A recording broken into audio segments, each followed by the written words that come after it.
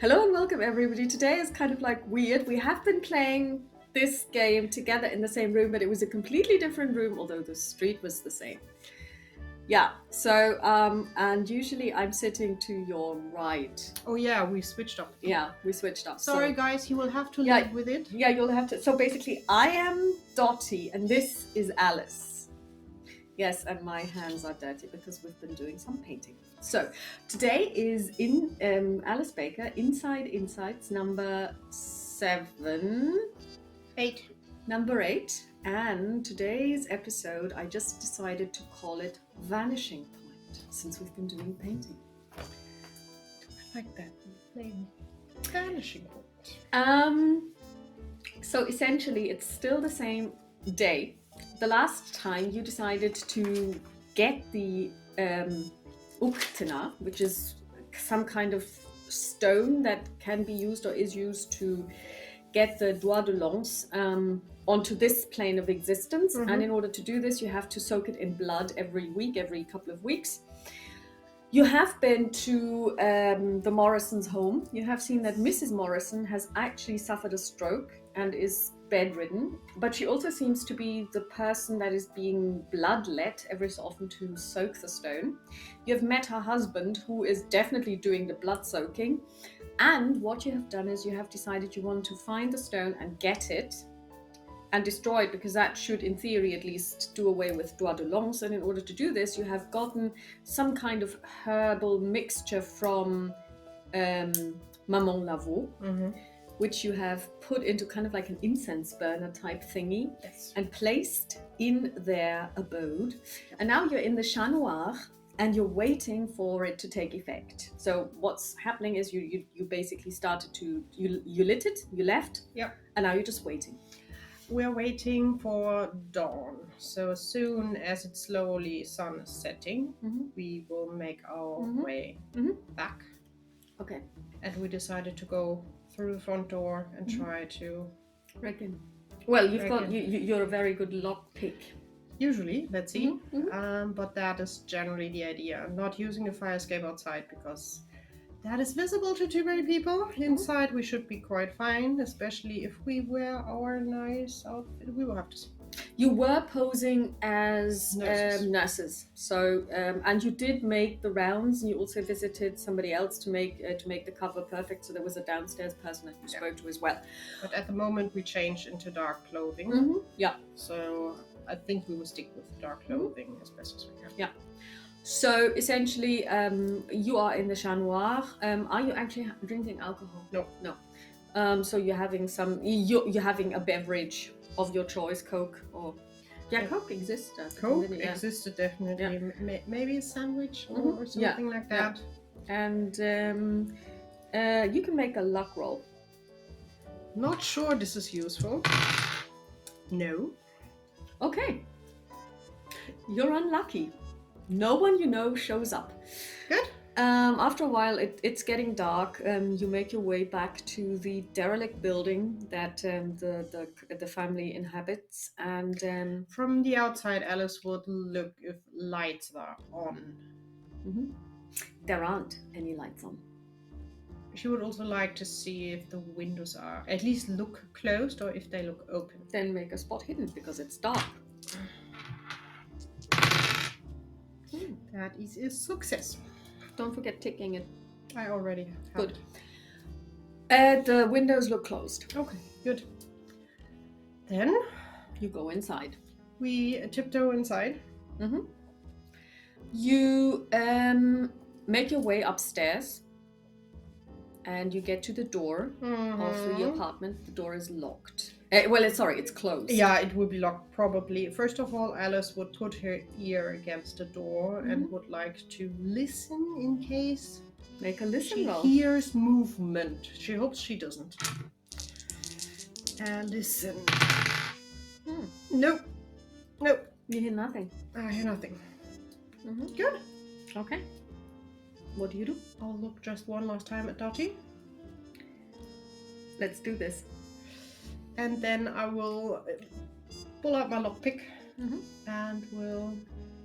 Honestly, first of all, she will carefully try if the door opens without the lockpick. So she will carefully turn the knob and see if it opens. Now, this is a question. Do these locks work like in Irish houses where you actually have to actively lock the door in order for the door to be locked? That is your decision. They had all different ways during that time. Like you have to lock, didn't have to lock. 35. That's beyond your luck, is it? Yeah. So, and the door closed. doesn't open. Then lockpick out and trying to open that. Ooh, nice. And that is just a success. Well, it's not really. Wait. No, just a success. I should be careful with my luck. The thing is, this is not exactly Fort Knox you're trying to enter. True. So you pick the lock and you open the door. You have done this Too many better times. in the past. I mean, there was an instance when you basically just slid in the lockpick, the door opened magically, and you were able to relock it completely, and there wasn't a single sign. But it's fine. You made it. You step inside. Well, first of all, I would open it like this far and just peek inside, see if light is on. There is no light.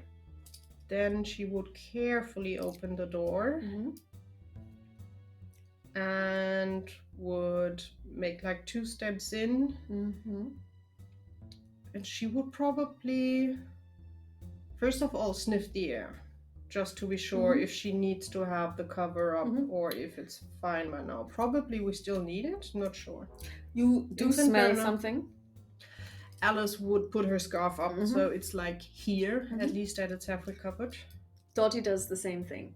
You go inside. The apartment is comparatively spacious. There is there's a bedroom, there's a living room, there's a kitchen, and there is a separate bathroom. Yeah.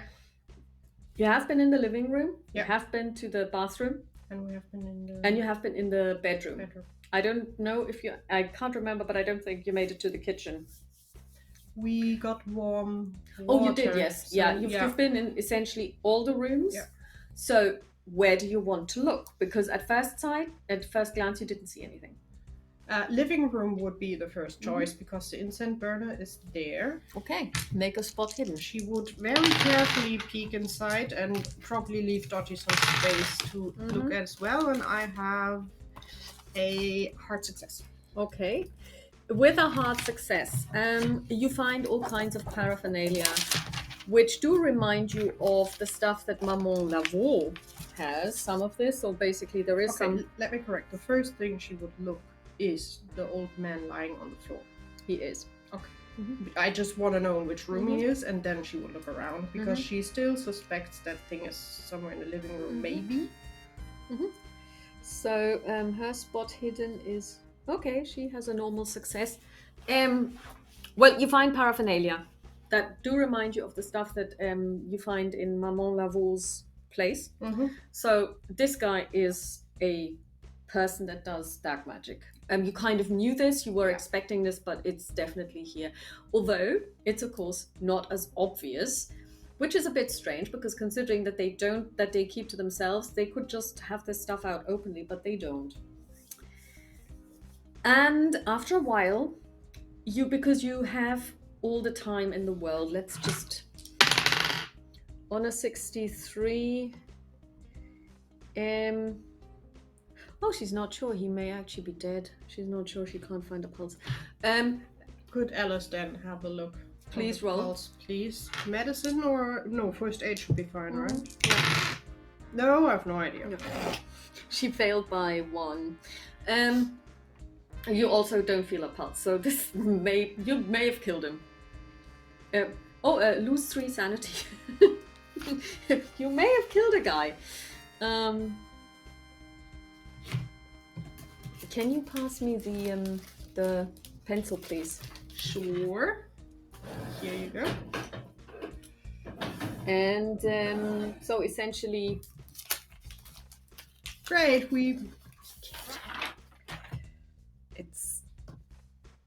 I would say that's unfortunate. The question is it's just dark. Maybe we should just be quick and see if we can find that thing. Do you think he's going to wake up if we find it? I'm just afraid that he will wake up Oh, I see. being here, because if he's not dead. You basically keep looking, and you do find a box. Thank you. You find a box. It's a Okay. wooden box. Mm-hmm. And you can smell the copperish smell of blood from it. So it's been in contact with blood. Do you open it? I will very carefully open it, but I would be standing in the door frame where the living room goes to the hallway. You open it, and it contains something that looks more like an egg, actually. The egg, it's shaped like an egg. Yeah. And the egg glistens with blood that has coagulated. Congealed, I should say. Congealed blood. So it's not been soaked recently, but it's, you know, how this basically, you know, it does. And do you look more closely? It's quite dark. I would look at Dottie, just whispering, do you want to have a look at the writers, okay? Okay, she goes. I will go in the bathroom and clean this thing. Okay. She goes into the living, and she goes into the bedroom. You go into the bathroom. And I will close the door behind me, and I would turn on the light in the bathroom so I can properly see. And then I would hold it on the wall to wash it. And while I wash it, I would have a closer look at it. How do you wash it? Are you wearing gloves? No. Okay. So you touch. She would touch it. She would be crazy enough. Okay, you are crazy enough to touch it. Although we are breaking in, right? I would assume that you are trying not to leave fingerprints, because fingerprints, I think, were a thing then, because I think they were discovered in the 19th century. Yeah, they would. The question is, washing a thing, you would not wear your leather gloves. You would. If you want your dexterity and tactility, you wouldn't, probably. I think she would wear gloves when she's walking around, but now going to the bathroom, she would probably even switch on the water with, and then she would put them or pull them off to wash, because she doesn't want her leather gloves to be wet, because she can throw them out. Okay. So she's touching the thing. You touch the thing. And as you touch it, you have a feeling of being sucked into the air, and you see you're plunging into the egg. No way to drop the egg before that? Make a luck roll. Let's give it a try. No. No, with a 94, I'm far away from any luck. You plunge, or that's how you feel. You feel like you're plunging into the egg, and the egg is becoming bigger and bigger and bigger as it is moving towards you, and it becomes your new horizon, and you're hurtling towards it, towards the vanishing point. And you know how eggs don't have a completely smooth shell, but they're kind of like, you know. So you're plunging into this eggshell, and you see that you are suddenly in a huge crevasse, and to the left and right of you is a mountain, which is full of congealed blood. So you know that this isn't happening. It can't be happening, but you also know what you're seeing. You have been sucked into this eggshell. You're sitting in the eggshell, if that's even possible. And you hear a noise. And it's like a slurping, as if something is moving very slowly towards you. And it's kind of like, you know, when you walk in a swamp, and you kind of like, and it sucks you in. She would A, have a look around, B, she would go and see if her pockets, if her content is still there, because she has a pistol with her. Yeah. You also don't feel any different, although you think that you must now be as small as a bacterium. Looking around to see what makes that noise. Along this crevasse, you hear something coming towards you, and what you see as it is approaching you is something that is best described as a really, really, really, really old person of indistinct gender, very long hair, very, very weather-worn face, and not very tall, maybe about a little bit less tall than you are. So maybe Dottie's height. Definitely looks like a human being. And it comes quite close to you, like maybe 2 arms length. And then it raises one of its arms, the right arm, and you can see that it's got a really, really, really long index finger, like maybe 4 times as long as normal, and it ends in a very pointy nail, and from it drops bile, and you can smell bile, and of course bile is associated with the liver. Alice would draw her pistol. That would be her initial, because she wouldn't have her walking stick with her. I think she would have tried to be without, because it would be weird to have a nurse with a walking stick. And she would at least point it at him. Them, rather them. This thing comes closer. Alice will pull the trigger and then shoot it. Shoot. At least she will try to. You get an advantage to this because she's not really very. 18 should be a hit anyway. 18 is a hard success. Okay, so it does the thing change the damage depending on the distance? No. Okay, so roll damage. 10. 12 points of damage. Okay. What kind of a is that a Colt, a small one. How small? Does it say 45? 45. Oh, 45 isn't that small. Isn't that small? Yeah. No. So what happens is actually you shoot at the thing, probably the spear finger, and you hit her square in the chest, and she gets a really sucking chest wound. I'm afraid it's still moving. And she crumples to the ground. Okay. No longer moving. However, you're still in the eggshell. At least it's not coming closer. Doesn't look like it. She would have a look around if there's any way, because I'm inside, right? Yeah, well, you're on the surface of the eggshell, but since the egg is now, you also notice that, of course, not every part of the eggshell is covered in blood. Yeah. So where it isn't covered in blood, it's actually the colors of a peacock feather. So this kind of like shimmery, darkish green, purplish. I think she would move forward to a space where there is no blood.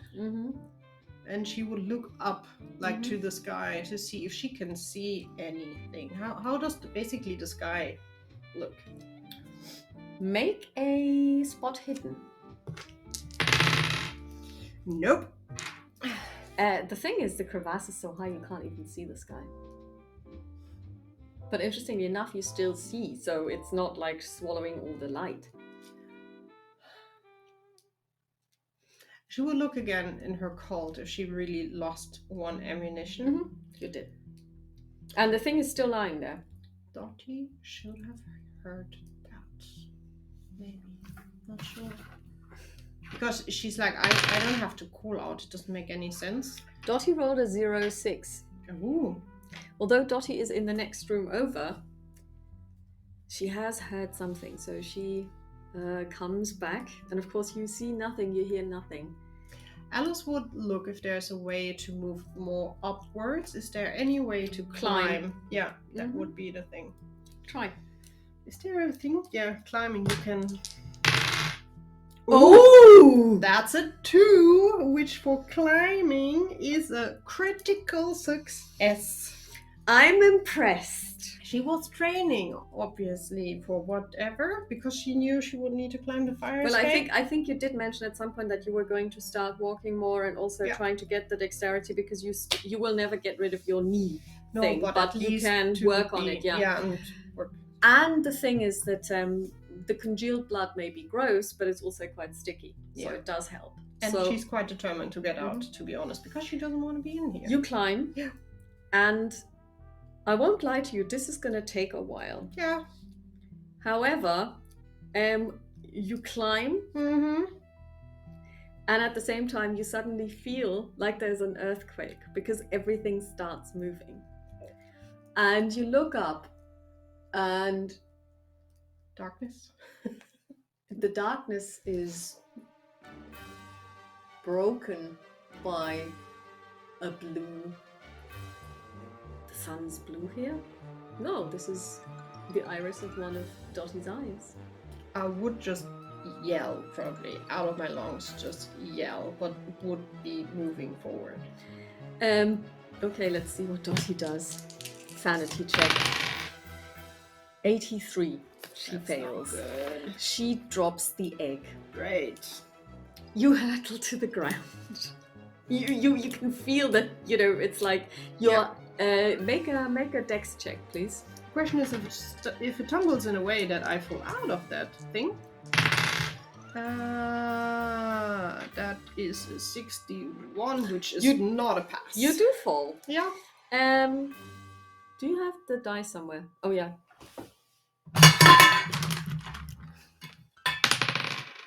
You take 6 points of damage as you fall off the egg. And what happens now is even more surreal, because as you were falling and plunging into the egg, you're now falling and plunging into the bathroom floor, and it hits you straight in the face. It's getting bigger and bigger and bigger, and you just basically at some point you hit the ground hard. The question is the bathroom floor the size it should be, or you are the size you should be? I am back to normal size. Yeah. Dottie has to make a sanity check. Poor Dottie. 51. Made it. She is at 52. Yeah, she's better than me in stats. She just loses 1. Ouch. Actually, she has a reduced sanity forever because of her pregnancy, because of the abortion. Yeah. So she's actually not so good in sanity anymore. Thank you. Are you okay? I am. What happened? I touched that thing without gloves, and it pulled me literally in.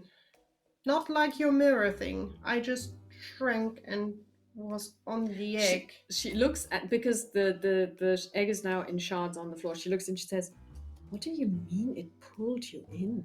I was down there, and there was a human thing. It must have been like... And I shot it. You were in the egg. Well, on the outside of the egg, I think. But we're on the egg. But like in a micro, mini me. Wow. I mean, she looks at you and she it's almost like she's measuring you with her eyes, which she's very good at, because she's a very good seamstress. She says, I think you haven't changed. No, thank goodness. But I was stuck down there, so you helped, thank you. It feels more like I threw you out. Yeah, I'm out. I tried to climb out, it didn't go that well. Looking down, it's shards now, right? Yeah, and you're also bleeding. She will go with the bleeding. I think you may have broken your nose. I don't feel that good, but she would look around. Put back your head. Okay. First of all, she basically she does something. It's going to be terrible. She puts her fingers. She straightened it, right? Around your nose. Mm-hmm. With one. And with the other hand, she puts the other hand on your shoulder. She says, "This is going to hurt." And she does this twist. Mm-hmm. It hurts like hell, and you get to choose what's worse: the pain or the crunching noise. I always go with the crunching noise. The crunching noise is definitely the worst thing. And she says, "When we get home, we will put ice on this. Yes. And you will not move." All good. Good. Can you breathe? At least through the nose, yes. Good. Through the mouth, yes. The nose we will... Alice will put on her gloves. Mm-hmm. she will look for a towel, which should be in a bathroom. No problem. And she would put the shards in, but a little bit spread out, and would put it together. Is the wife still breathing? The wife is unconscious. But she's breathing, yes. Alice would put the bundle basically in the hallway, and she would try to tiptoe into the living room to get the incense burner. Yes.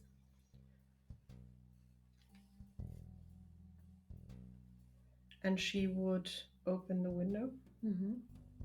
At least I'm not sure, but to like on, not full open, but like a little bit.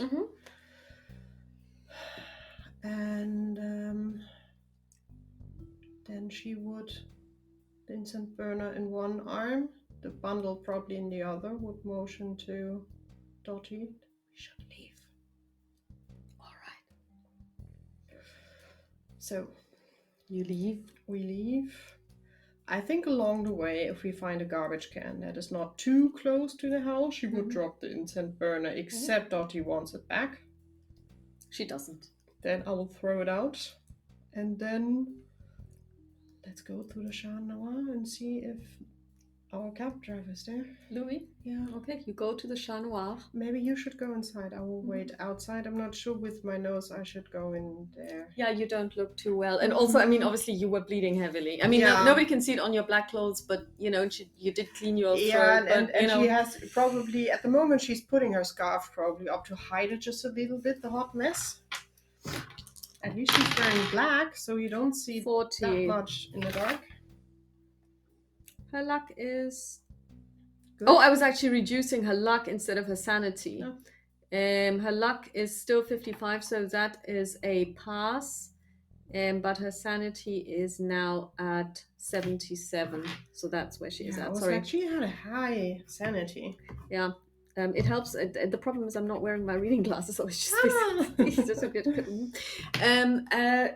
Louis is there. Okay. She comes out with him, and he says, "Miss Williams told me to not ask any questions, so I will just take you home." Thank you kindly. I will try not to bleed on your seat cushions. That would be preferable. I've just broken my nose. It's not that bad. He doesn't have stats, but 37, he's fine. He's seen weirder shit. Yeah, maybe not so many women with broken noses, but definitely people with broken noses. Okay, so you arrive home. Dottie pays him copious amounts of money. You go inside. I would probably ask him before we leave if in the next 2-3 days you could have an eye or ear open on the Morrisons if he hears anything on the street. Yeah, he will do that. You go inside.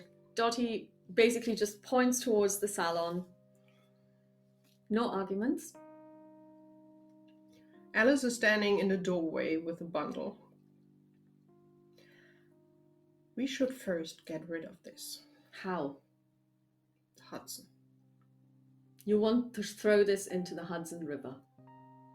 Yes. I'm not bringing that in our house.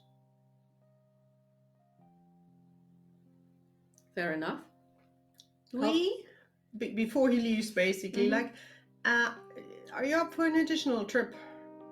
Of course. Just give me 2 seconds, and she would park the bundle in front of the door and would just keep an eye on that Dottie, and she would just go inside to basically a mirror just to clean herself up a little bit. You try to go inside as Maeve is trying to bowl you over. She's trying to get outside. I will try to grab her. Okay, Dex. Oh, God. No. She runs between your legs as only cats can do, and she pounces on the bundle. Alice will go after her, and she will... Oh, she's so tempted to kick that cat, to be honest. She's so tempted to kick the cat. Then make a sanity check if you do. No, you said it. Make a sanity check if you do. 92. I'm kicking the cat. Dex check. At least I was trying to scare her off, and now I make the dex check. You kick Maeve. She will not be full swing mode, but she would kick and be made. Never mind, let's just go, and she will grab the package. She doesn't care about Maeve at the moment. Dottie, darling, do you want to bring your cat back inside? Oh, now it's my cat. I gave it to you. It's your cat. I will hold the bundle. Because she will hate me. She's hating me now. I'm not getting close to her anymore. She picks up Maeve. Mm-hmm. Maeve is struggling. She's trying to get at that bundle. Mm-hmm. I will walk in the opposite direction. Maybe it's getting easier then, and I would walk towards the cab. Dottie really has to fight. 32, she manages. She puts the cat inside, closes the door. No, actually, she goes inside. She puts the cat, you don't see what she does, but she closes the front door behind herself. She comes back after a while and gets in the cab with you. I'm sorry, Louis. I know we are a handful. It's like herding cats. I am sorry. I just didn't want her near the... We need a bridge over the Hudson. Pick which one you ever like. I've never been to New York. You pick any bridge. Then let's take Brooklyn Bridge first, because we will make 2 or 3 stops. We will use some of the bridges. Mm-hmm. Okay, so you go to Brooklyn Bridge. Yeah. What do you do? She would ask him to park at the beginning, because you can't stop in the middle of the bridge, even in the middle of the night. It's probably not the best idea. And she would walk. She would go to the walkway, because you can walk on the bridge. And then she has still her gloves on the middle of the bridge, open the package, and would pick like 2 or 3 pieces and would just drop them, and then she would go back to the cab, next bridge. So the idea is that you're gonna split. Okay, so you do this, I don't know, 3, 4 bridges. How many are there? Are there more than 3? Yeah, they have a lot, but we will go with 3 or 4, that's enough. Okay, good. So we will just take strategically placed bridges. Yeah, it would be not too close to each other, so one side and then more in the north, and just to spread it out a little bit. Because I'm not 100% sure which bridges were there during our time. I have no idea. I think the main bridges all were there, but just to split it across the Hudson. So you do that, and then do you return? I would keep 1 piece. Okay. For medicinal purposes. And I would... Just thinking about where the cemeteries in... I think Trinity Church would be this last stop we do in Manhattan, Trinity Church. And she would tiptoe to the graveyard there, and would just a corner where there's not a gravestone too close. She would dig a tiny hole, not deep, just a little bit, and would try to bury it there. What's your luck? Not good, it's 13. Good, I rolled a 7. Okay. That good or bad? You leave the cemetery. Is Louis still with you? Yeah, So is he on the graveyard with you? No, he would be in the cab, because I would have asked Dottie as well to stay in the cab. You walk out, but before you can leave, somebody steps in your way. Great. Person in a really lovely, very, very, very nice coat with... Female or male? Well, probably female by the look of it. Oh God. And the person is wearing a really lovely, like, you know, the black coat that I used to have, the long one with the hood. She pulls it back. You look into your own face. I don't have time for you. Good night. She will try to... Well, that nose... I don't know. And she touches you. No. Alice would try to jump back. Okay, Dex. She is definitely... No. 73 is definitely... Okay. I will probably fall back if I do that. It's probably landing on my ass backwards. What is it with you? Just stay away from me and leave me alone. Box someone else. There are millions of people I just here. wanted to congratulate you. That was well done.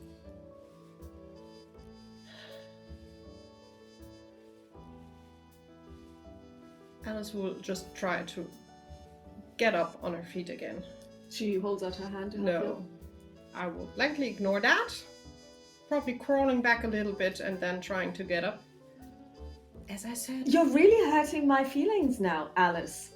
Well, you are not listening to me. I don't want you in my life. Just leave us alone. Goodbye. You did enough. Find someone else you can make happy. We are happy without you. Thank you kindly for saving Dottie again, but that's enough. Well, I'm not calling this quits because we're way not quits. However, you scored a really big point. She's been bugging me. I don't think she'll come back. Do I need to die for the pieces just to make you mad? What? Maybe I should get the stone back together in one piece. Oh, that's not going to happen. You've been very thorough. I really admire that. That's a good quality to have. Very rare in human beings. Leonardo was like that. Alice would try to see if there's enough space to rush past her. She's crazy enough to try to rush past her. The person who is exactly like you, except her nose isn't broken, sees what you're doing and she just steps aside. And she calls after you. A bientôt. Alice would give a nice F you. And you hear laughter. It's so much like your laughter. Kind of be like, God, it would be nice if for once on your ground you would do what you are there for. And then she would walk outside. You make it to the cab. And Dottie would immediately know that Alice is angry. She's basically steaming if she could. Okay, yes. She looks at you and she says, Louis, I think we're done. If you could take us home, that would be really good. Thank you so much for driving us around. And you make it back and she says, we already settled the payment, he and me. Okay. Well, Louis, thank you so much. I'm pretty sure we'll meet again. But next time in a just normal drive us from A to B way, not this weird adventure. So if that you had to do a sightseeing tour with us. He touches his breast pocket and he says, oh, I've just filled up my stash of betting money with the help of Ms. Williams here. It was fine. Then good luck with the betting. Yes. And he smiles at you and he gives you this dazzling white smile. And you walk into the house. Dottie closes the door behind you. She locks it. Before we go inside, so basically standing in the front door, Alice would turn around and she would scan the street. If Spot Madame has shown up again, because she is... I don't see anything with an 83. I see just... Oh, look, over there, there's a woman walking. Great. There's another one over there. They don't have broken noses. You do hear laughter behind you. It sounds so much like your own voice. Behind me? Well, I mean from the street, not directly behind you. Behind me would be in the house. No, that's fine. No. If it's from the street? From the street. You basically then go inside. Yeah, go inside. Dottie locks the door from the inside. She says, but now you're going to the salon. And I'm going to look at that nose, okay? Alice goes directly to alcohol and pouring in a drink. And this time, drink. She doesn't care what Dottie says. Dottie comes back. She would have taken a sip. So she's not Xing. She's not gulp, gulp, gulp. But she would take a sip. She would probably still stand right in front of the bar table. And just staring at the bottle of whiskey that she probably still is open next to the glass. How about a compromise? You take that glass, which is very full, and you lie down on the sofa so that I can get at that nose. And when I'm done, you can finish this drink, and then we can think about maybe you're allowed to have another. She was there.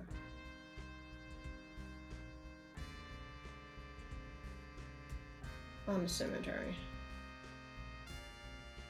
She congratulated me. On what? Destroying that thing. Well, I mean, congratulations are in order.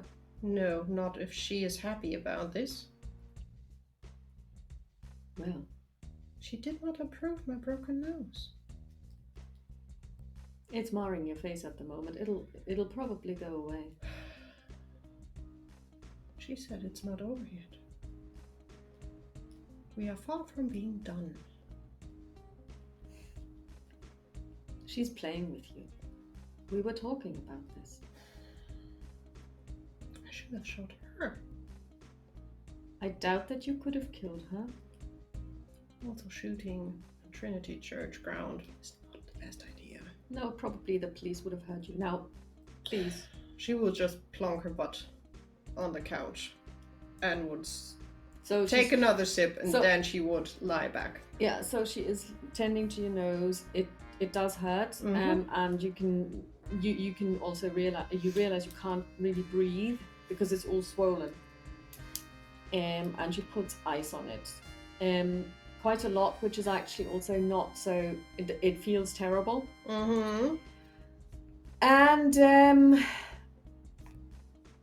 And then she says, "Okay, please stay in this position for at least 15 minutes. The swelling needs to get down."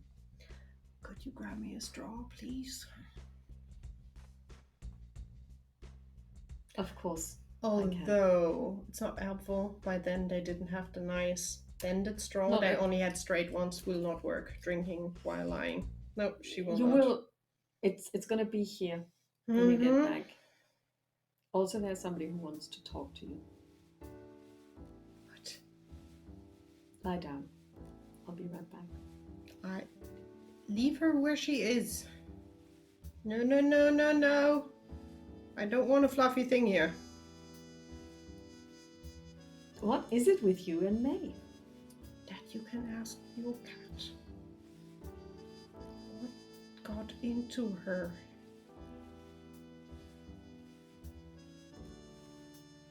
I honestly think that she was trying to kill whatever that bundle was.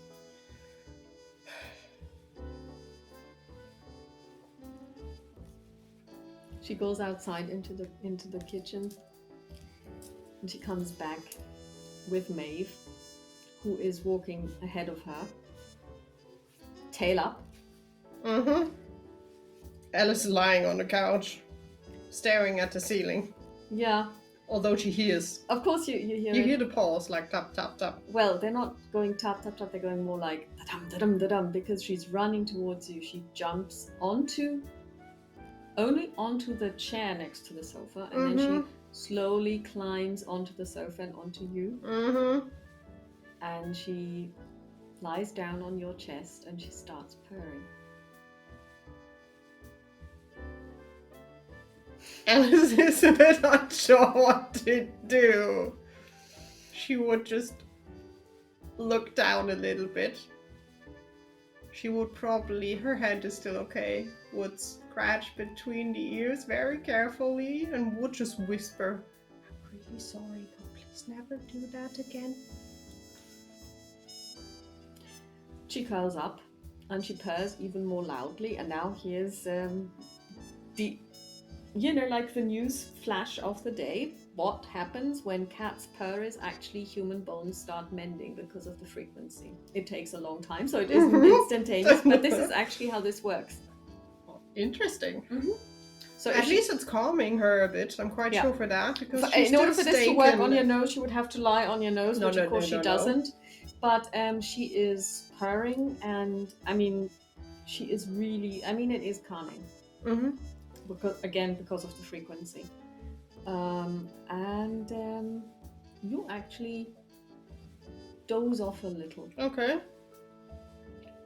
And then after a while, Dottie touches you lightly and she says, "I have to replace the ice, but now you can have your whiskey if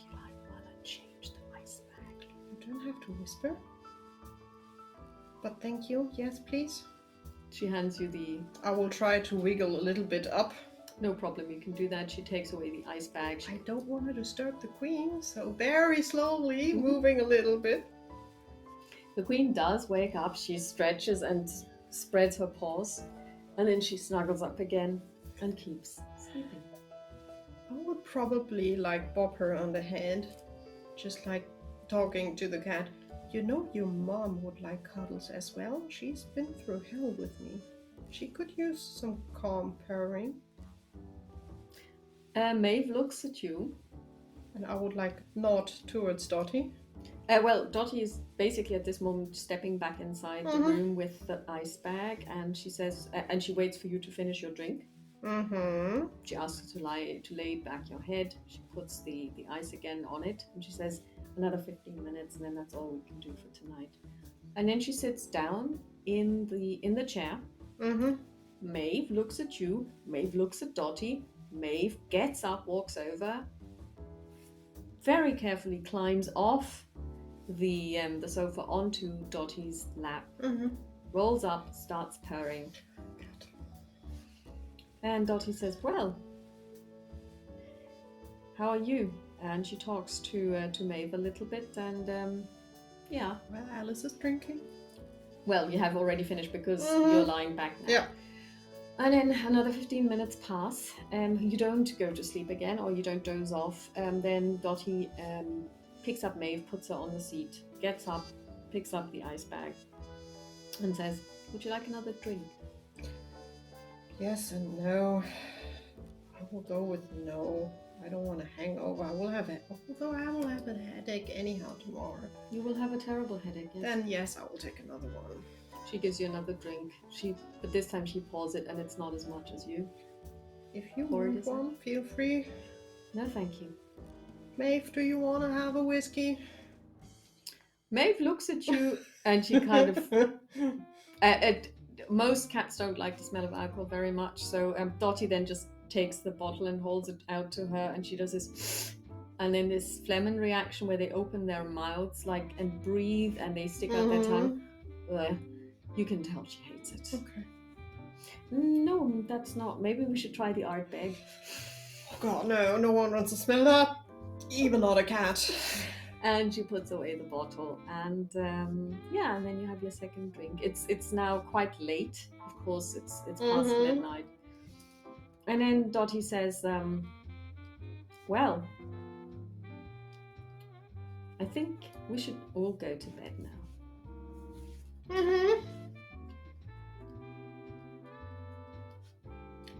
Alice will carefully get up very slowly, because if you get up too quickly, that's not good, and she will make her way upstairs. You go to your room. Dottie goes to her room. Teresa has probably gone to her room a long time ago. And you go to bed. Do you want to do anything? Alice will sit in bed, lights on, and will wait for the morning, because she is scared to close her eyes. This whole thing with you not sleeping, make a con check. Especially after meeting her. That's a 00, so 8. You stay awake. She's stubborn. The sun comes up. Good. What do you do? Alice will get up, carefully wash her face, and... Okay, so now you look at your face. I look horrible. Yes, you have a hematoma. Yeah. At least you don't see the under eyes from no sleep, because it looks horrible anyhow. Yeah, you look like a panda, but only the lower part. Good. Yeah. No makeup and no... Makeup won't cover that. I need theater makeup. Yes, probably. Thick one. And the one that glows in the dark. Oh, great. And you go downstairs. Yeah, I will make coffee. Yeah. You're alone in the kitchen. Not even Teresa is up yet. Okay. You make coffee. Yeah, I will start some breakfast, although only a small one. Will you make it for somebody else as well? Or just for all three of us. Is Maeve showing up? Maeve is showing up. So some cream for the queen. She's watching you. She's, basically meowing at you, telling you of the adventures she had in the night. And also explaining to you that you didn't do your patrol last night, but she did a double tour. Everything was fine. And then Dottie comes downstairs and she says, "So, what's the plan for today? I mean, maybe..." And she looks at you and she says, "Yes, well, maybe you should be staying inside today." Well, I would scare everyone off that has weird ideas, probably. I should have. Mom is not home. Sadly so. That would be something. And unfortunately, Matthew's not in New York either. She laughs. He would feel horrible. Yeah, well, you were going to make him feel horrible. And I will still I highly doubt he will ever contact me again, so sadly so, chapter closed. You have breakfast, then there's a ring at the doorbell. Well, the thing is, when we have breakfast, is Teresa by now? Yeah. Okay. Teresa is there. She gives you a look, but she's way too well behaved to comment on the lady's look. I think Alice would be like, "It was an accident.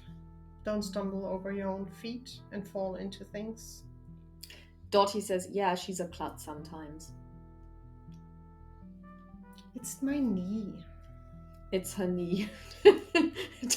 I should walk with the walking stick, not she without it. She should walk with the walking stick, not without it. Teresa looks from one to the other and she's like, "Sure." Yeah. She really doesn't know if she should maybe be paying for this show. It's unclear. There's a ring. Dottie says, "Teresa, I'll get it." She goes outside. She comes back and she says, "Is it the door or the telephone?" It's the door. Okay. It's the door. She says, "A telegram." Do you want me to read it? Yes. If it's from him, burn it. She opens it. She says, "No. It's from Pamela." What? She was in New York. Apparently she still is, and she's going to come by this afternoon. Oh, that's fine. She could have run. Was there a phone when we were out yesterday? No. You mean like the phone? No. Then we have a guest for coffee. Oh, good. Well, Teresa is a bit kind of like a telegram guest. Yes. A close friend. Do you want me to bake? If you have time, if not, just run to the bakery around the corner and grab a few pieces. That would be fine as well, depending on what you have on your Dottie raises her eyebrows and Teresa's like, "Yes, I will bake something." And Teresa is like, "Why is she sending you a telegram?" I don't know. Alice would be like just asking for the telegram, just to have a look at it, because Pamela knows how to use a phone and she has our phone number. Alice, darling, stop. We'll be stopping by at 4 o'clock this afternoon. Stop. See you then. P. Was it we will be stopping by? I'll be stopping by. She has explaining to do. 4 o'clock. Rounds around. There's a ring.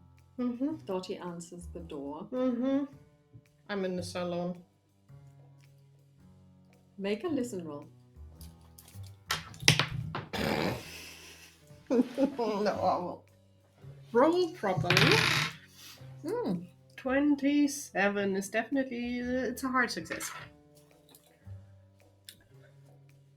You hear Dottie go,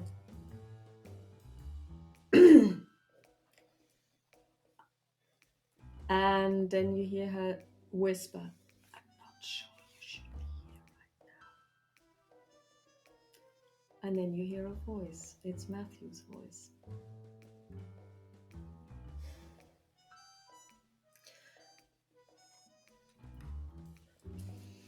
We said from the salon there's a door Yes. to the dining room, right? And there is a door. So, salon, dining room, kitchen, salon. So basically, the kitchen is like this. Yeah. Dining room, salon, and then there is the front door is here, and there is the corridor that would lead to the dining room, to the salon, but also straight onto the kitchen. And then there's the staircase. So if you want to, you can actually go to the kitchen without somebody seeing you from the outside. Alice is tempted. She's torn between fleeing or just standing up and throwing him out of the house. Okay. So, what would she do? I think after all this, she's not fleeing. She has been. She's got through a lot the last day. So she would get up. She would show up in the door frame and would be like, "Dottie, would you please open the door?" The door is open. She steps to the side. Then she would just basically go towards Matthew and like shove him out of the door with the words, "You're not welcome here anymore." Alice! And he would have a door in his face. Okay, you close the door on him. Okay. So how do you feel? Horrible. At the same time, she showed him exactly how she's feeling at the moment. She would probably just stand on the other side of the door, still the hand on the door handle, and she would not move. She's also not sure what he will do on the other side of the door. Because he knows that she has a temper. That's not new to him. That's probably why he wasn't there before. You hear nothing.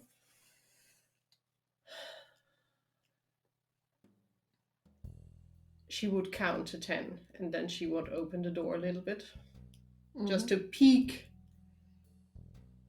if he still there or if he left.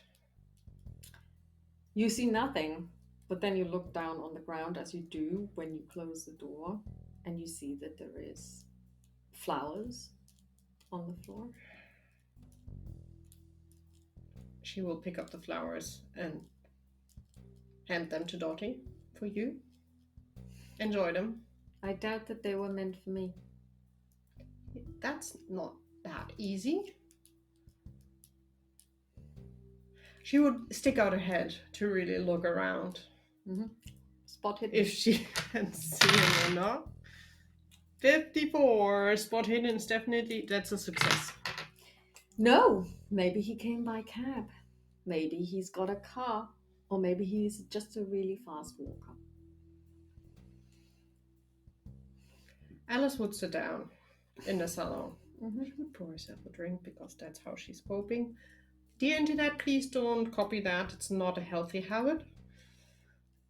Only a little bit, but still. And she would sit down, grab paper, and she would start writing a short letter to Matthew. Okay.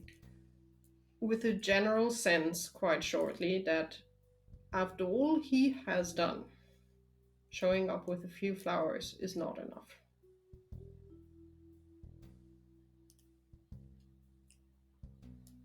And then just signing properly with Alice, not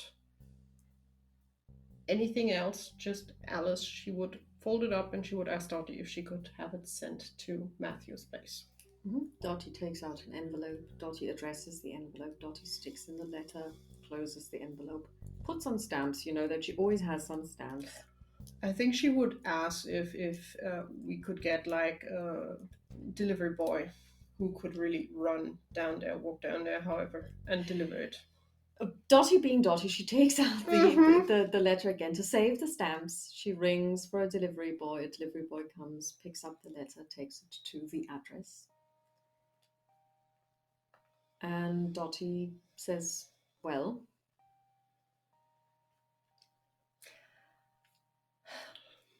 And then Alice will go to the phone. Yes. would call Pamela's number Mhm. and see if she's there. She actually answers the phone herself. Hello, Alice here. Alice, darling. Were you in on the telegram or did he use your name? What? I got a telegram that you would be showing up this afternoon at 4 o'clock. Why would I send you a telegram? I could ring you. I know, that was my question. So it was his idea. He's Who? not collecting bonus points. Who?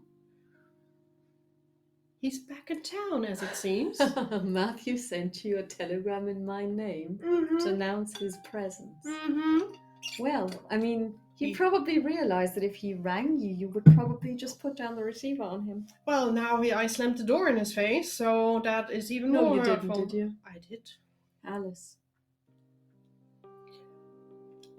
If he can't even contact me in his name,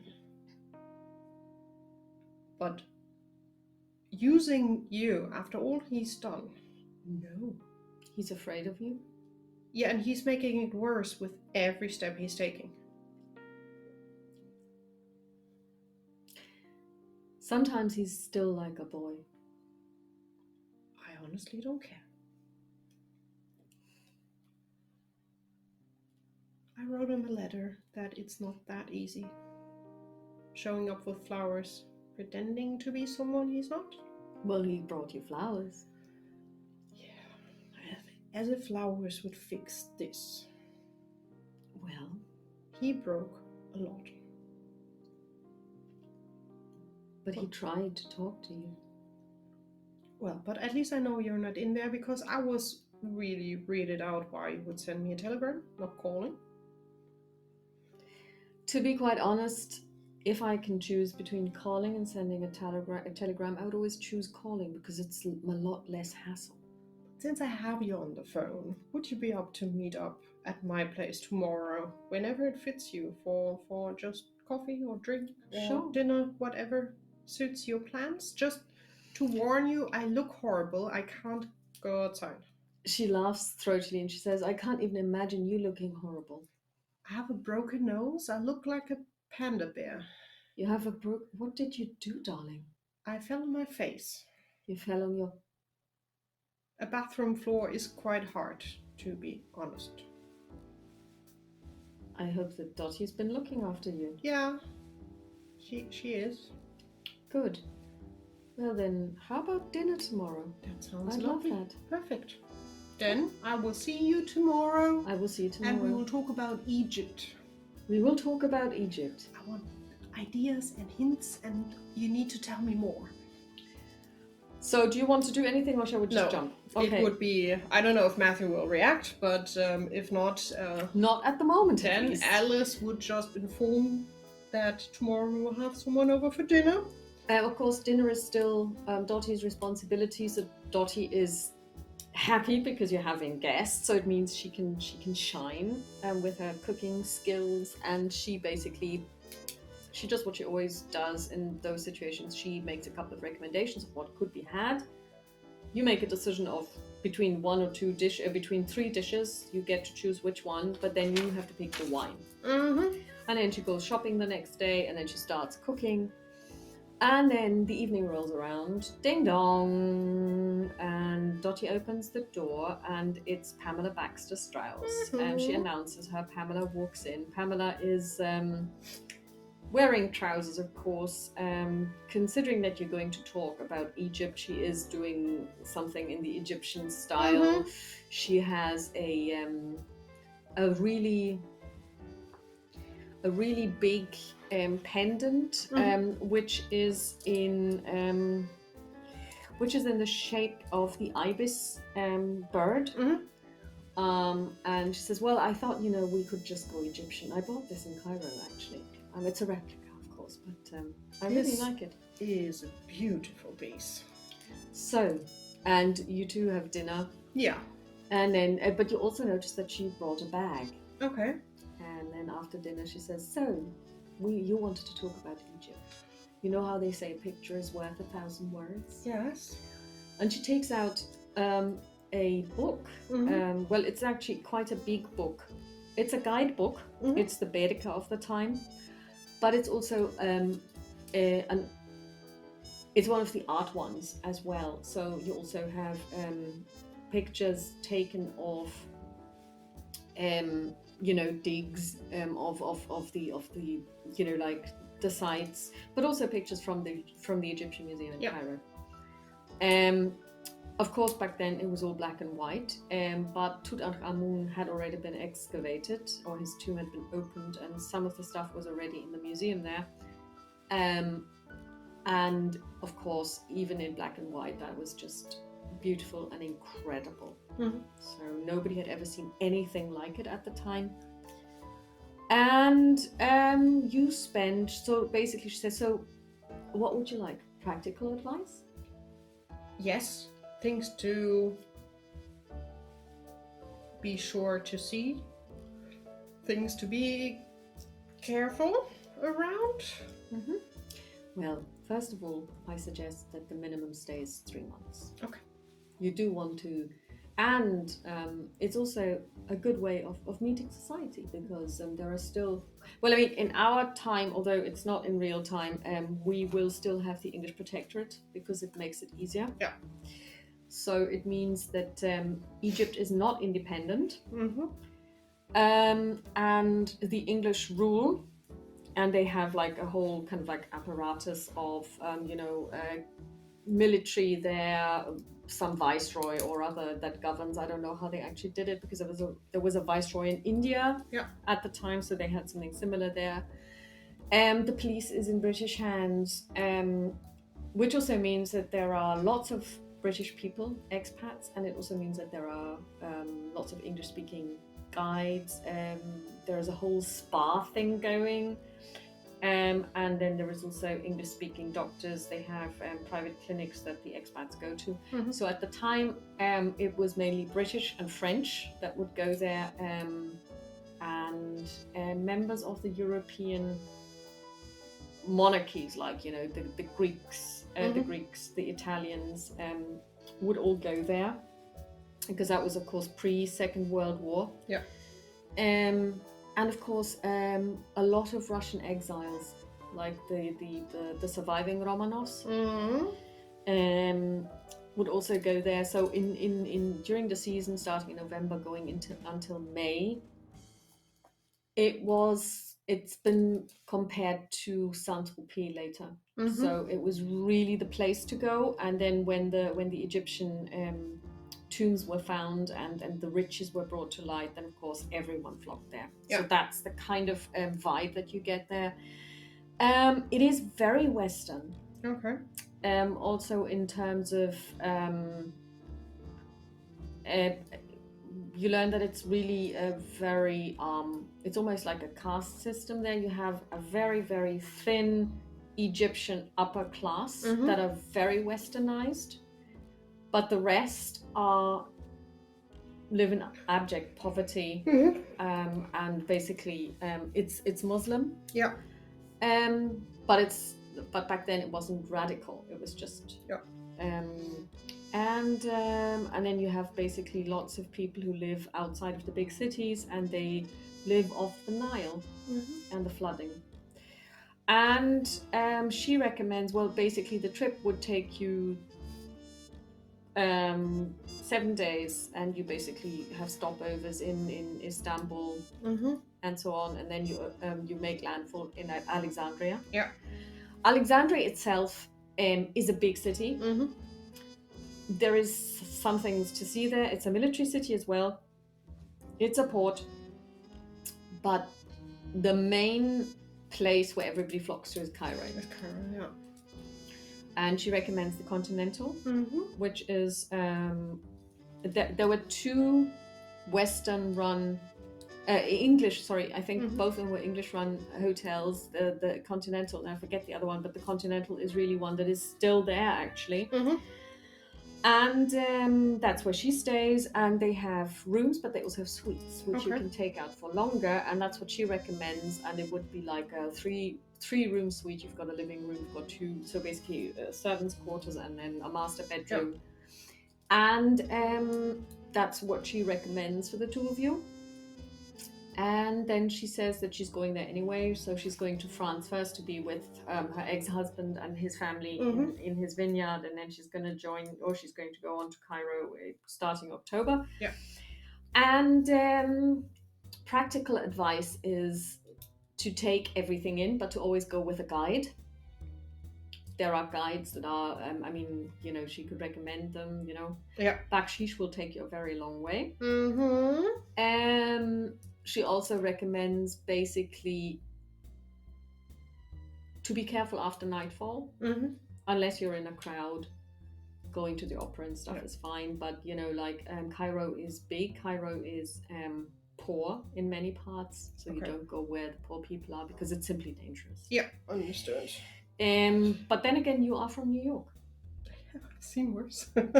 Yeah, well, it's like every big city. Yeah, it's not the people aren't evil. It's just that they have to survive somehow. Yeah. Alice would ask for trips down the Nile for other stops because she heard that there are nice river cruises to be done. Yes. You can take river cruises along the Nile. They take a couple of days to a week. You can go quite far.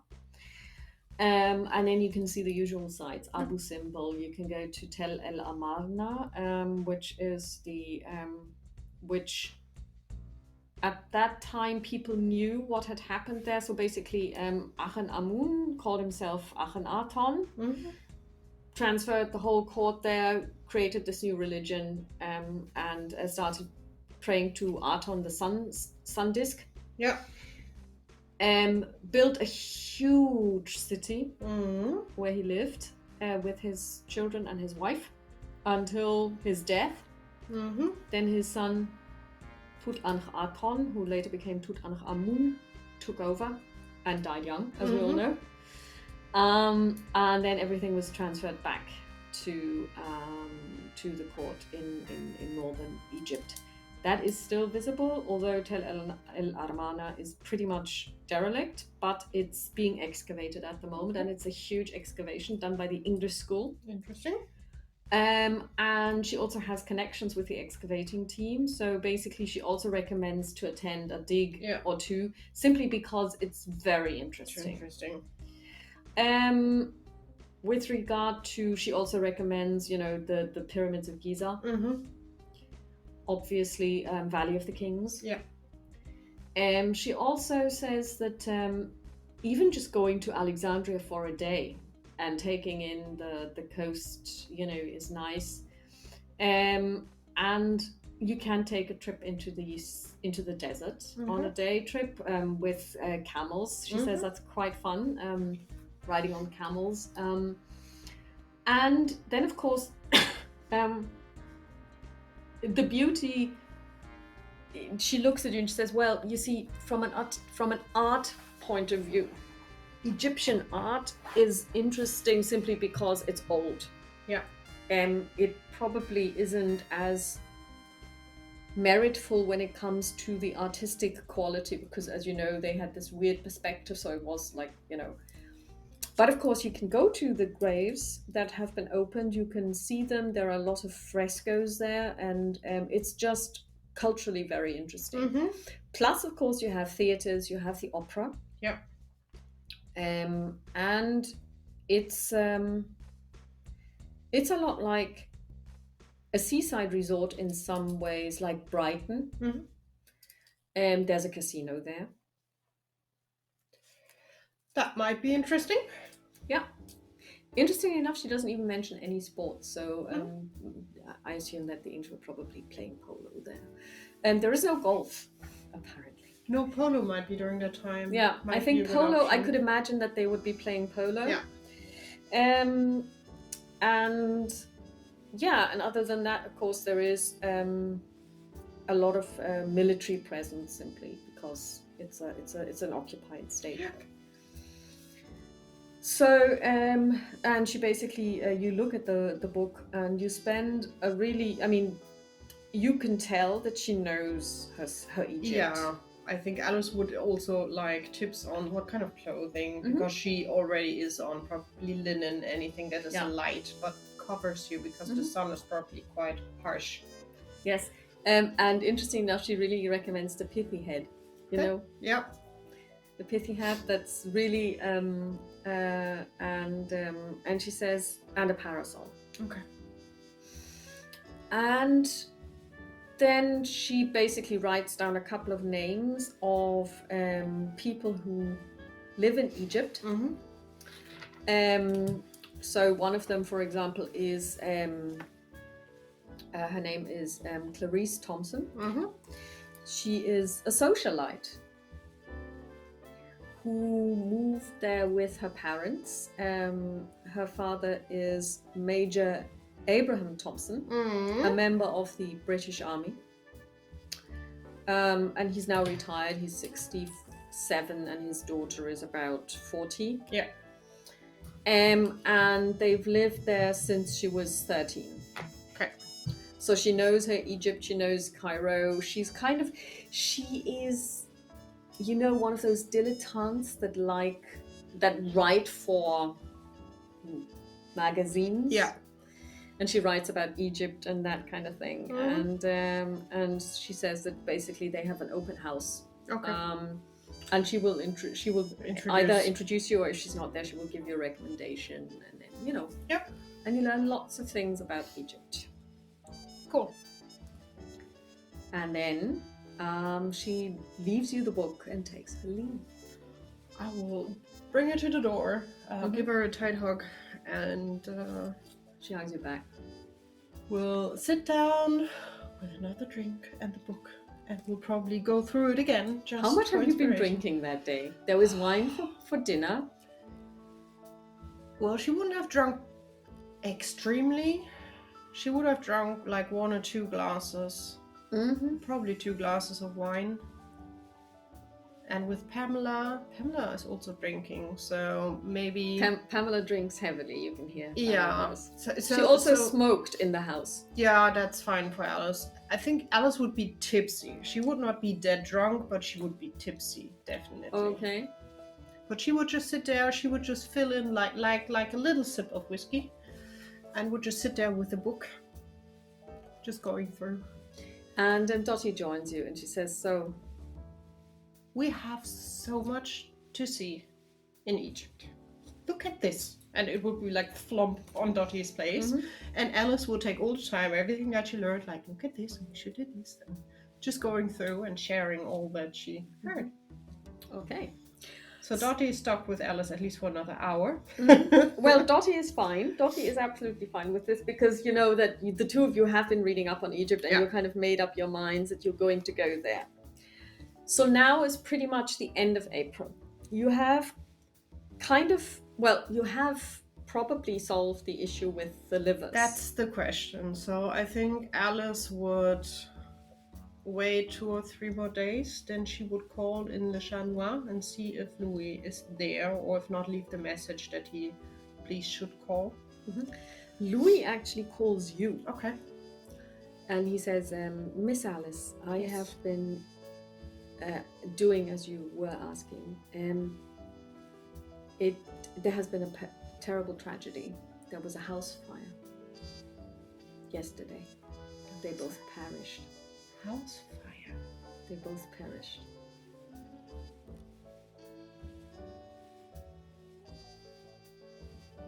That was not the day that you left Ibis. No. Are the rest in the house okay? It was just the flat that burned. Were the bodies found? Yes. Interesting. Well, thank you very much. You're welcome. I hope that this was the kind of news. I don't think that this was the kind of news you were hoping for. Not really, but, well, life plays as life plays. Thank you for checking in, and have a successful rest of the evening or afternoon and evening. You too.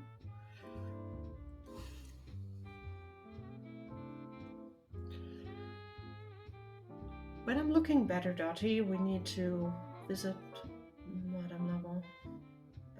need to talk to the inspector. Okay. Although to inspector, I can just... It's a sergeant, it's not inspector, right? Yeah. She will call the sergeant. Updike. Baker. Ms. Baker. Sergeant, it seems like we solved the case. There should not be any more deaths. Splendid! How did you do that? I'm not sure. I Oh. just heard that there was a fire in the flat of the old couple. So you solved the case by them burning to death? Well, I was not there. Whoever burned them, it just burned their flat, but they are dead, as it seems. And they were the perpetrators? Yes. Oh. I swear I did not put fire. I'm not saying that. I'm not saying that at all. But that's a very good coincidence, isn't it? It kind of is. The question is, would you have the chance to just look in? Because if people burned in their flat, probably the police were involved. I will definitely find out for you. Just to double check and be safe and sound. That would be lovely, just to be sure it's really them and not someone else. Mm-hmm. Thank you. I'm not sure about the CSI back then, but obviously they would I think they would be able to check if it's them, if you ask them to, maybe dental records. Yeah, or at least if it's an older body or if it's a younger one, just to see if it's at least an older lady and an older man. I think that would be the general direction. So he comes back with the information a day later that it is believed it's them. Okay. The woman was lying in bed, and she was and the man was found in the kitchen, where apparently the stove exploded or something, and then caught fire and whatever, and they're both dead, and it's assumed that it's them. Okay. Thank you. Then it should be peaceful now. Well, that would be nice. Not that it was unpeaceful, because the people simply died. It wasn't very violent. It would be nice if no one dies, especially not like this. And then you make your way to Maman Lavaux, and Maxine opens the door. She smiles at you. She eyes Dottie warily. Dottie doesn't flatten her against the wall. Does she have a few minutes? It will not take long. I'm pretty sure she does. She takes you inside. Maman Lavaux comes in, does the "I'm actually blind, but I can see everything" spiel. Sits down and says, "Well, my child, I just wanted to let you know that I think we solved the problem." And how did you do that?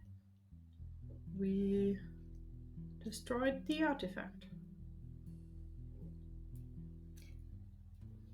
You destroyed the artifact. How did you do that? We blankly dropped it by accident.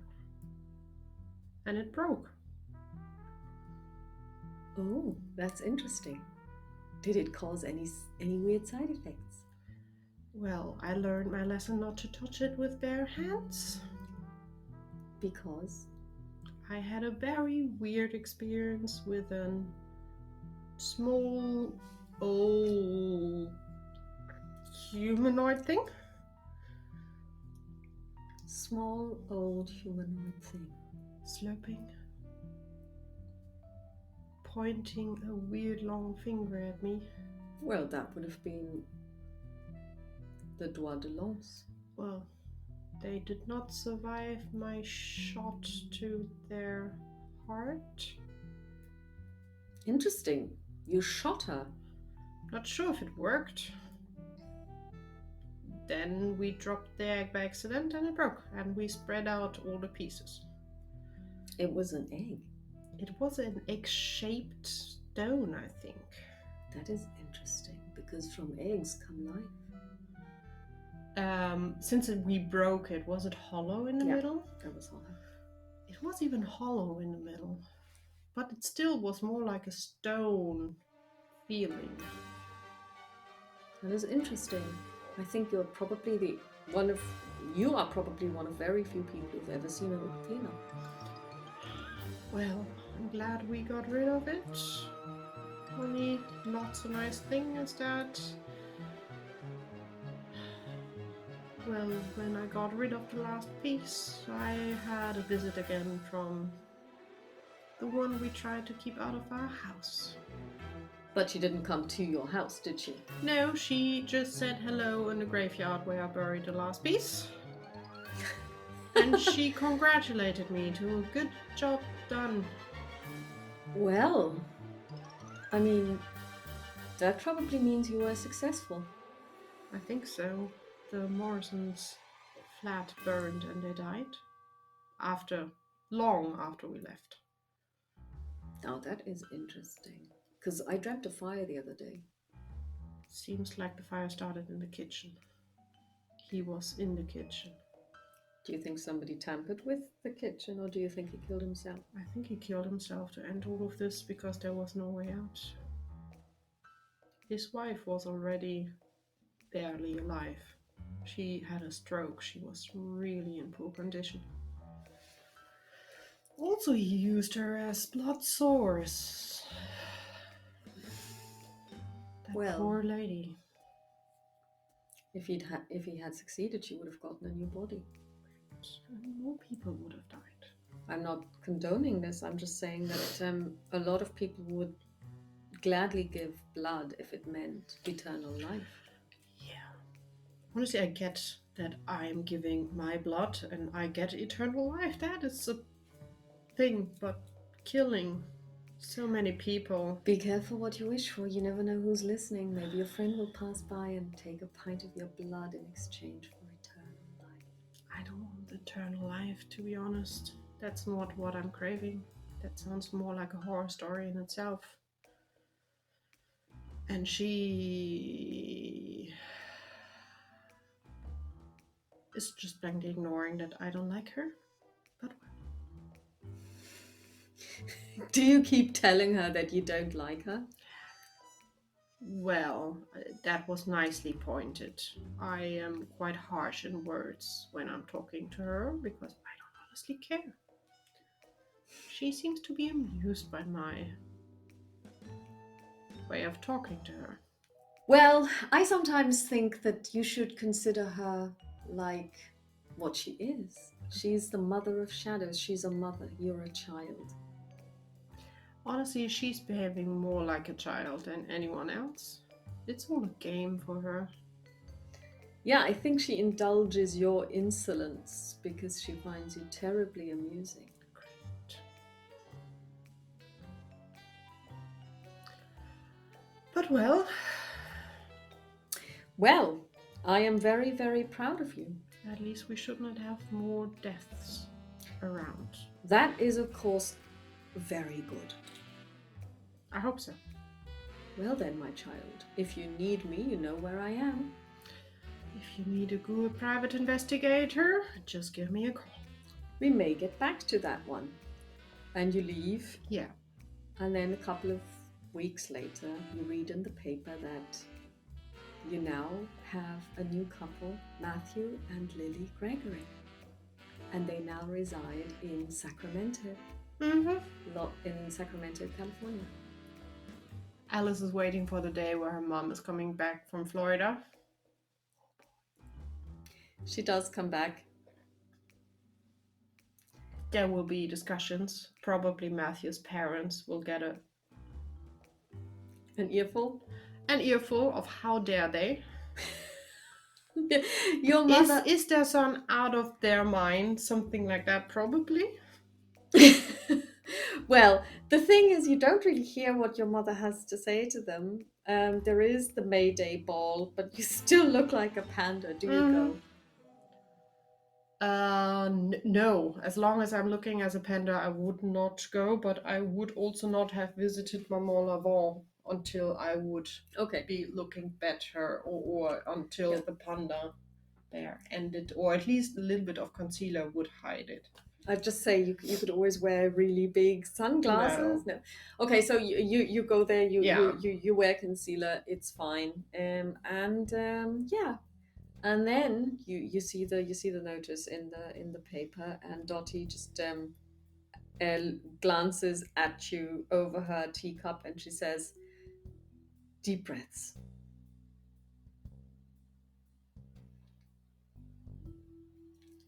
I think I'm already done with this chapter, Dottie. There is nothing to take a deep breath on.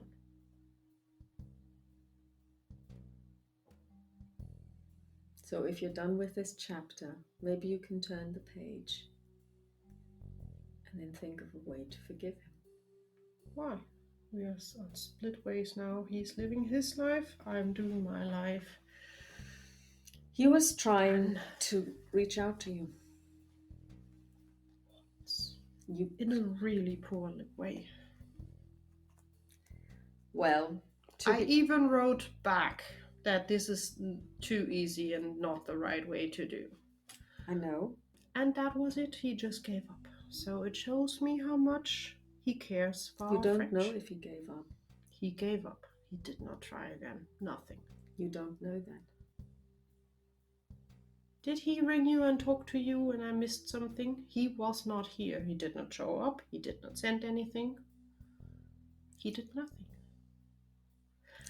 Our friendship was just something. And I'm tempted to say I'm kind of sorry that we went through all this hassle. And horror story, killing people we should not have killed. Can I still ask you to turn the page? And if he does make contact again, I'm closing the book. There is no page left. We are at the end. Life goes on. There are other wonderful people out there. Let him have his weird picture perfect life that he will hate. It's his problem, not mine. I will do what's good for me, what's good for you, and for the people that care about us. I believe that he deeply cares about you. I don't. And it's fine, it's his decision. Would have been nice to know that earlier. But well, when I'm looking normal again, I will visit my parents just to see if my mom got over it, because I'm honestly sure I will hear about it at least once. Matthew's parents will probably suffer a little bit. Society would not be too happy about this spontaneous marriage, but well. And the other thing for us is to see and plan Egypt. Make a psychology roll, please. Oh God. Psychology. That is not a roll, Victoria. Oh, nope. A 90. Okay. Regardless of whether you have closed the book on Matthew, Dorothy hasn't closed the book on the two of you. Well, we have the similar scenario in the other way, where Dottie closed the book on a certain man, where Alice is saying, like, he sounds like a really good guy. But well. Yeah, so it's, Dottie's not having this. she's not accepting this. She can't give up on the two of you, on your friendship. Alice is just, for her, it's really the sign that he is not interested in this anymore, and that it's not important. His wife and his new life is what is exciting and new for him, and Alice blankly says she doesn't need him, so chapter closed. Okay. It's easier. It's just easier to close this. Okay. And focus on new nice things. So Alice will definitely dive head first into planning trip to Egypt, like seeing when would be the best time to book, because she still wants to see when would be also the best time money-wise to go, because she's not, it will be an expensive trip, so she will see that it's and she would involve Dottie in all of decisions and everything, and start planning. So the thing is really, I mean, if you were to go in summer, it would be less expensive because there's fewer people, but it's also unbearable. It's unbearably hot. Yeah. It's not the digging season. and Cairo is pretty much dead. So, but then again, the trip itself is less costly than one might think.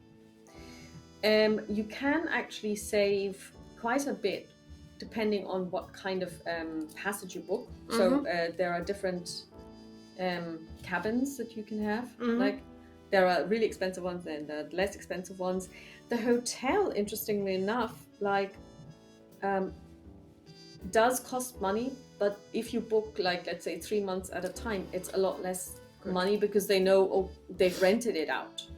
You can then also choose if you want board or if you say, well, we're gonna do. I mean, it does come with a kind of kitchenette thing, so you can cut down on the costs for meals by basically doing the cooking yourself. But how this works is you would order the food, like the food ingredients, through the hotel simply because it's like if you can't peel it, you can't eat it. So basically, you would get whatever they get, and they import. I mean, it's even like you get the English sausages. So the basic stuff. So you would get it from them at a cost, and then you can prepare your own meals, which you can do because you are good at breakfast, and Dottie is a very good cook all round. And so you go to the White Star Line, you book a passage. We will do shopping, like have the proper clothing, and basically preparing to have everything together. So you leave. So the idea is to leave at the end of October. It's going to take you there. You're going to arrive on the 2nd of November. Yeah. And that's not iceberg season yet, although you're going in the opposite direction. But it's still White Star Line, who knows? And you basically get everything ready. You book everything in advance. And then... I would obviously tell my parents that we planned. Your parents are delighted because British royalty, of course. And some unmarried prince or other. We will never know. Although her mother would be very sad if she would be stuck in Egypt because that's far away. But she would also ask if... As long as you get married, she doesn't care. No, she does. No, she does. I think she does. That she is married to the right person is, I think, still quite important. And she would ask if there's anything that we wish for that she should bring back as souvenirs. Well, I suppose your mother has quite good taste. So you would probably, I don't know, maybe bring a vase or something like, something she can use to decorate the house. Although you also know that she doesn't like really extravagant stuff. So it should be kind of like Egyptian, but more kind of like authentic Egyptian, even if this is very kind of like, what's schlicht? Simple, yeah. I think simple. Rather than this ostentatious kind of like, I look like I come from the grave of Tutankhamun, although I don't. Or even just maybe kind of like, a painting or something, like of an Egyptian landscape. Or a very nice tea set, because in Egypt they were drinking like the Arabic kind of tea and coffee, something like that. Yeah, something like that. Yeah, also an option. Or something that is very famous is of course carpets. Yeah, carpet would be probably a good option. Because they're famous for their carpet making. So we will have a look and be creative. And so you get ready for it. And next time we will actually jump into the future. It'll be October. You're going to be boarding a ship. We're going overseas. Oh, yes, indeed. You're going to go overseas. And we are going to close the chapter of Inside Insights. Do we take our cat with us? Well, you do have Teresa who can cat and house sit. She will house sit anyway because somebody has to look after the house. I think in the end it's Dottie's decision if we want to take the cat. I think Alice would be like, it's better for the cat if it stays here safe and sound. But we can decide until next episode. We can decide what happens with our goddess that would be extremely happy to be in Egypt. Oh yes, that's where everything Land started. Of cats. Land of cats. And then we will be spending a lot of time in Egypt. Yes. So we're going to close Inside Insights. And excited. We are still alive. Yes, you are still alive. Only lost 3 sanity. You only lost 3 sanity, which you can actually regain. I guess my hit points are back. Yes. Also. Yeah, that was only kind of Yeah, as I they was call it, thinking like that. bashing damage. Dashing damage. Yeah. My nose is one piece again. Yes, and there are no. It looks perfect now. Perfect. Yeah, so she really did a good job setting it. And so today is the vanishing part, and next time we will have to call it something else. Alice in Egypt. Alice in Egypt. Alice. Big adventure. Big adventure. Alice's big adventure is in Egypt. That's probably it. That's probably it. Okay, brilliant. Thank you so much for watching. Thank you for running the game. And yay, we made it. You made it, and you, well, yeah. Oh, yeah, and for those of you who want to know where I got my inspiration from, The Skeleton Key, it's a film set in New Orleans.